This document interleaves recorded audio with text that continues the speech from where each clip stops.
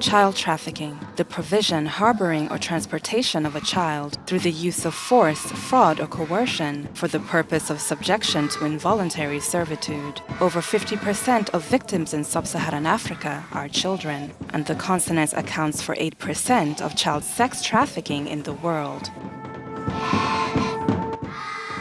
YIE, a multi-award-winning short film which explores how the life of an African child can be changed for the better or for worse in just an instant by one adult decision. Here to discuss this genius cinematic glance at an uncomfortable reality is the Ghanaian co-producer and director of YIE, Anthony Nti. Hello, Anthony. Hi, hello. Thank you so much for being with us today. What exactly inspired you to make this project? I used to be like this very, very energetic kid. And, I could do a lot of stuff like play football, rap. And so the adults, the adult people, they liked me or they supported.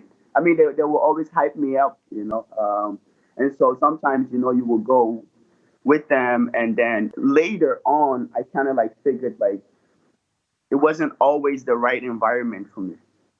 And that like the innocence of children can always comes into danger when it gets crossed with the adulthood. And so that was like the theme. And then from there on, we started creating the story. Typically, we imagine that adults are there to protect us, and it's not always the case. And in this particular situation, I see a lot of similarities, a lot of things that we can connect with, even child trafficking, which is a huge issue in the world, a huge issue still on the African continent. I feel like the film kind of hinted to that. What would you say to that? Do you see a link? Was that part of the message you were trying to communicate with this film?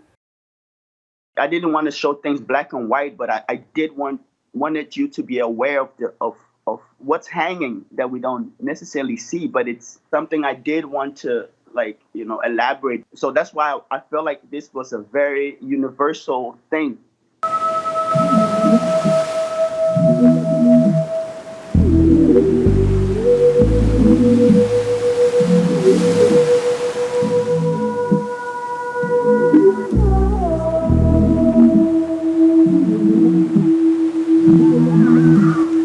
Do you have any words of encouragement or advice for other filmmakers, African filmmakers, who maybe want to produce projects that explore these concepts, issues, and within an African cultural backdrop? Ghana is a very it's a country of storytelling, and I think we have a rich culture of stories, like so amazing stories.